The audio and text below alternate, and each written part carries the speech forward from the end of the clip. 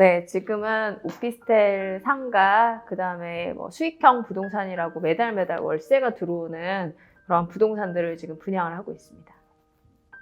네, 뭐 아무래도 노후 준비를 뭐 국민연금 가지고 할 수 없는 시대가 오다 보니까 이제 많이 뭐 재산을 불려볼까, 뭐 이렇게 튀겨볼까, 뭐 이렇게 갑자기 이렇게 손을 대시는 분들이 많이 있는데, 제일 안정적이고 조금 좀 리스크가 적다라고 표현할 수 있는 게 그래도 수익형 부동산이 가장 좋은데요. 이제 최근 같은 경우는 뭐 오피스텔 같은 경우는 최근에 뭐 서울 뭐 중심가보다는 좀 이제 뭐 외곽 신도시, 요즘에 이제 뭐 핫하다는 뭐 2기 신도시나 3기 신도시들 잘 살펴보시면은 큰 이제 뭐 삼성전자, 예를 들면 S전자라고 할게요. S전자 옆에 있는 뭐 어떤 오피스텔인데 지하철역을 끼고 있다던가 교통이 좋다던가 이런 지역 같은 경우는 웬만하면 월세는 잘 나오거든요. 근데 그런 지역부터 조금씩 공략을 하시되 금액을 너무 부담스럽지 않은 선에서, 예를 들면 오피스텔이 제일 작은 것들은 1억 선에 시작을 할 수 있어요. 분양가 대비해서. 그러면 내가 실제로 들어가는 비용은 은행에서 이제 대출도 잘 나오는 경우들이 많기 때문에 거기에 30%, 많으면 40%, 그 정도 선으로 할 수 있거든요. 그러니까 소위 말해서 은행에 적금할 수 있는 3천만 원, 4천만 원 정도 가지고 그런 수도권 지역을 공략해 보신다든가, 요즘 뭐 인천도 많고 또 경기권도 이런 신도시들이 워낙 많이 있거든요. 그래서 이런 데를 잘 찾아보셔도 좋고요. 또 요즘 뭐 지식산업센터라고 해가지고 이제 옛날에 이제 아파트형 공장이라고 하는데 요즘엔 그런 뭐 IT 기업이라든가 첨단 기업, 미디어 이런 것들이 또 많이 들어와요. 그래서 이런 것들은 이제 나라에서 규제나 이런 것들도 확실히 적어요. 아무래도 아파트는 뭐 투기 지역도 그렇고 세금도 그렇고 규제가 굉장히 많은데 그런 산업은 육성을 시켜야 되는 부분이잖아요. 그래서 최대한 이제 뭐 대출도 좀 많이 받을 수 있고 뭐 70%, 80% 이상 받을 수 있고, 그러다 보니까 매달 한 달에 꾸준하게 뭐 100만 원씩 들어온다든가 뭐 150만 원씩, 200만 원씩 이렇게 들어오게 만드시는 게 아마 지금 하시기에는 그래도 제일 좀 편안한, 좀 안전한 투자가 아닐까 생각이 듭니다. 이제 전통적으로 우리나라 부동산 투자를 좋아하시는 분들은 아파트를 많이 좋아하시죠. 아무래도 그거는 많이들 인정을 하실 텐데, 근데 아파트 투자만 하기에는 최근에 이제 시장 상황이 그렇게 편안하지 않은 거는 많이 아실 거예요. 뭐 정부에서도 규제를 많이 하고 있고, 그리고 이제 세금을 계산을 안 하다 보면 막상 아파트에 돈은 많이 들어갔는데 실제로 세금으로 좀 많이 나가는 케이스, 뭐 매달 나가는 그런 보유나 유지하는 그런 세금도 만만치가 않고, 그래서 지금은 아파트를 좀 처분을 하고 월세 나온 쪽으로 갈아타시는 분들도 많아요. 뭐 상가를 사러 오신 분들도 내가 최근에 아파트를 처분을 했는데 아무래도 이거 그 세금 내다 보니까 나는 부담이 너무 많이 된다, 이거 월세에 나오는 거 없느냐, 이렇게 해서 집들을 좀 처분하시고 오시는 분들이 굉장히 많아요. 그러니까 연배가 있으신 분들은 그렇게 정리를 하시고, 젊으신 분들 같은 경우는 집을 막상 사야 되는데 집 사기는 너무 가격이 많이 오른 거예요. 그 간극이 너무 크잖아요. 서울 아파트가 평균이 10억이나 넘어가니까는. 그래서 차라리 월세 받는 거를 좀 이렇게 투자를 시작해서 불려가지고 추후에 이제 내 집 장만은 좀 몇 년 후에 하겠다, 그럼 그것도 저는 바람직하다고 봅니다. 그렇게 해서 수익형 쪽으로 지금은 굉장히 긍정적으로 많이들 찾고 계세요. 네, 수익형 부동산을 갖고 사기를 당하기는 사실 좀 그렇게까지는 극단적인 그런 거는 많진 않겠죠. 하지만 왜냐면 뭐 분양을 하는 입장에서도 어떤 그 신탁사라든가 이런 것들에서 이제 보증기관들이 다 들어와 있기 때문에 뭐 이렇게 극단적으로 돈을 날리거나 이러기는 어려운데, 다만 뭐냐면 본인의 경제적인 능력을 고려하지 않고 순간 이렇게 혹한 거죠. 네, 고객이 왔는데 여기가 너무 예뻐 보이고 너무 좋아 보이고 많이 오를 것 같은데 나는 경제적인 능력이 요거밖에 안 되는데 더 한 2배나 3배 정도의 그런 권유를 받을 수도 있잖아요. 근데 이제 그거를 권유를 해서도 안 되지만 이분도 본인이 판단을 하셔야 되거든요. 예를 들면 분양을 신규를 받았다고 제가 예를 들게요. 그러면 전체 금액은 안 들어가지만 처음에 계약금이 보통 한 10% 선에 들어가는 케이스가 많아요. 뭐 1억을 샀다 그러면 1,000만 원을 갖고 결제를 하죠. 그러면 1억 원이라는 금액을 생각을 해야 되는데 1,000만 원이라는 금액에만 너무 이분이 나 요것만 들어가면 된다라고 생각하다 보니까 이분은 분명히 잔금을 치를 때 몇천이 더 들어가야 돼요.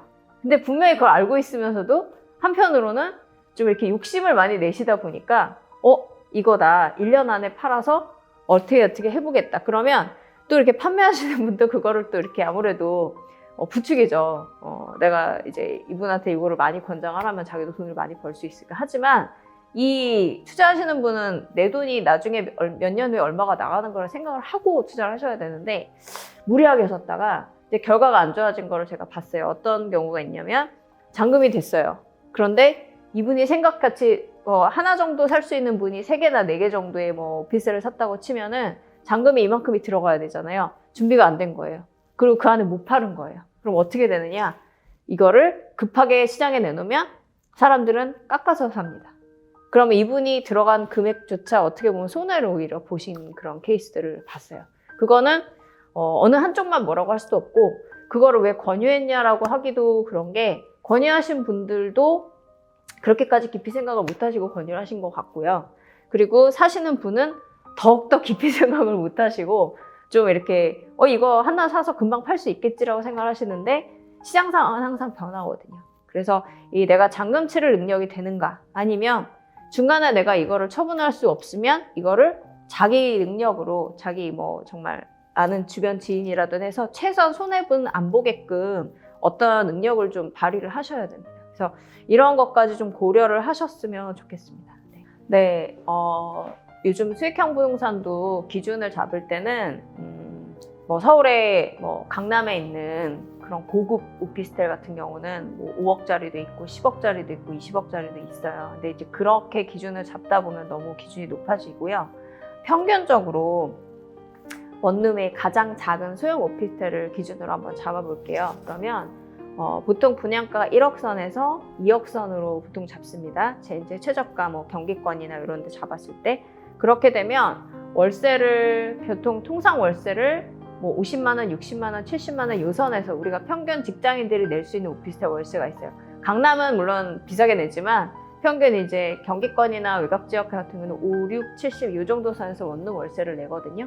근데 그 선에서 봤을 때는 대략 이제 계산을 해보면 연수익률을 따졌을 때 10% 선까지 나와요. 근데 이거는 은행 대출을 활용했을 때와 은행 대출을 활용하지 않았을 때로 나뉘는데 활용을 하게 되면 물론 더 높아집니다. 근데 활용을 안 하더라도 대략 한 5% 이상은 나오게 되고요. 1억을 내가 다 투자했다. 그러면 은행 이자의 한 5배, 은행 이자를 1%로 잡지 않습니까? 그러면 은행 이자의 한 5배 정도 나온다고 보시면 되고, 그 다음에 은행에서 이제 대출을 다 활용을 해서 60% 이상 또는 70%까지 은행의 레버리지 대출을 활용했다. 그럼 내 실제적인 투자금이 2천만 원, 3천만 원 정도로 작아지기 때문에 이분 같은 경우는 통상 10%에서 많을 때는 13%, 15%까지도 연수익률이 나와요. 그러면 은행에 대략 한 10배 이상은 된다고 봅니다. 이게 간단하게 오피스텔 수익률을 말씀드렸던 거고요. 상가 같은 경우도 거의 대동소이한데 상가는 서울 거는 너무 비싸요.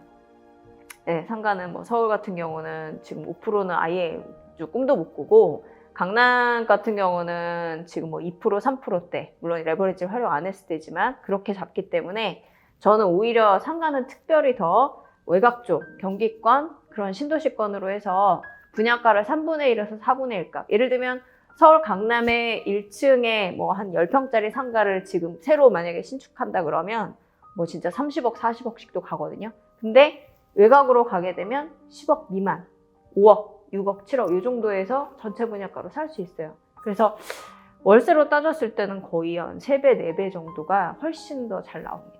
그래서 대략적으로만 말씀드린 거지만 은행 이자보다는 그는 5배에서 10배 정도는 수익을 볼 수 있지 않겠는가, 이렇게 일단 대략적으로 좀 말씀을 드렸습니다.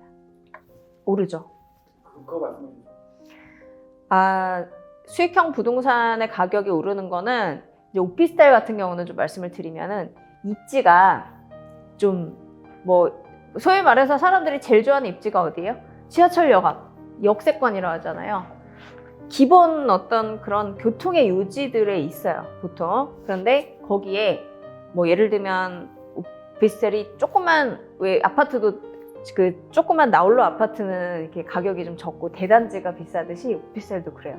좀 브랜드 이름 있고 뭐 소위 말하는 뭐 100대 뭐 건설사에서 지은 메이저급에서 지었거나 아니면은 세대수가 보통 건물 하나가 뭐 100세대, 200세대는 적지만 500세대, 뭐 1000세대 이렇게 큰 대단지다 그러면 지하철역 바로 앞에 있고 그런 대단지 같은 경우는 오르는 케이스 뭐 1억씩도 2억씩도 오른 사람이 굉장히 많아요.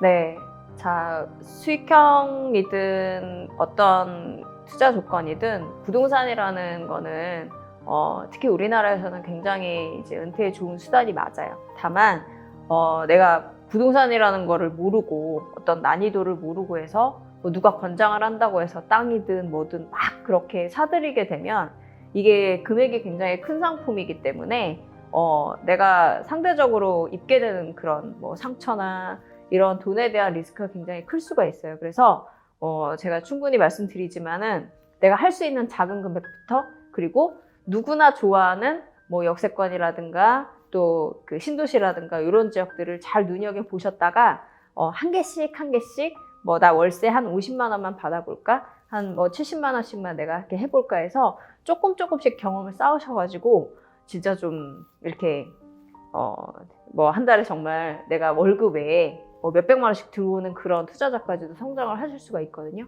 그렇게 해서 진짜 좀 좋은 대안으로 부동산을 삼으셨으면 좋겠습니다.